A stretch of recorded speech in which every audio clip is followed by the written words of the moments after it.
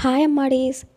ఈ డ్రెస్ని నేను మీషోలో ఆర్డర్ చేశాను. బడ్జెట్లో వచ్చిందని చెప్పొచ్చండి. ఇంకా క్వాలిటీ అండ్ కలర్ కూడా సూపర్గా ఉంది. ఇంకా స్టిచ్చింగ్ అండ్ ఫిట్టింగ్ కూడా కరెక్ట్గా ఇచ్చారు.